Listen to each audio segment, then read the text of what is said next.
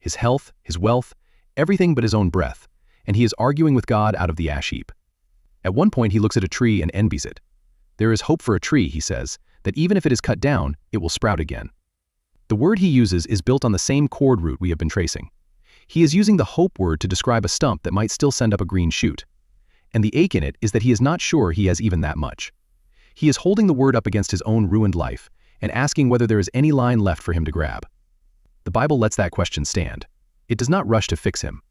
It gives a suffering man the vocabulary to say out loud that his hope feels cut to the ground, and it treats that as an honest thing to say to God. Then there is the promise in Jeremiah that people quote on coffee mugs without knowing what it cost. "I know the plans I have for you," says the Lord, "plans to give you a future and a hope." That word, hope, is tikva, the chord word. And it was not spoken to people having a good year. It was spoken to a nation in exile, hauled off to Babylon, their city behind them in ashes, told by God through the prophet that they would be there for 70 years. 70 years. Most of the people first hearing that promise would die in a foreign country before it came true. And into that, God says, you have a future, and you have a cord stretched out to it. Not a feeling. A line, fastened on the far end to a future they would not personally live to see, that their grandchildren would walk into. That same psalm reaches for one of the most patient images in the Bible to describe the waiting. The poet says his soul waits for the Lord more than watchmen wait for the morning. Picture the watchman. He stands on the wall through the coldest, darkest hours, when nothing is happening and there is no sign of dawn anywhere on the horizon. He cannot make the sun come up. He cannot speed it along. All he can do is stay at his post and keep looking east, certain the light is coming because it always has.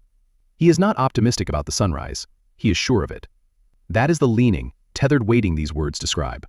Not a hope that things might brighten, but a settled certainty that the dawn is already on its way, and the only question is how long you can keep standing watch until it arrives. And the Psalms refuse to pretend that part is easy. They keep pairing the waiting with commands like "Be strong," and "Let your heart take courage," which you only say to someone whose heart is failing and whose strength is nearly gone. The instruction assumes the waiting will be hard, that there will be a long stretch where nothing visible changes, and it tells you what to do in that stretch anyway. Hold on. Lean forward. Keep looking east. The thing you are tied to is coming. This is why the word matters so much for an ordinary life. Most of the waiting you do will not be cinematic. There will be no walls falling, no dramatic rescue you can point a camera at. It will be the quiet stretch between a prayer and an answer that takes years. It will be the diagnosis you are living under, the child who has wandered off and not come back, the marriage you are holding together with both hands, the job you keep applying for and not getting, the grief that is not lifted on the schedule everyone around you seem to expect.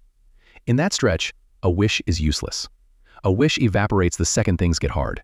A cord tied to something solid will hold you even when you have no strength left to feel hopeful about anything.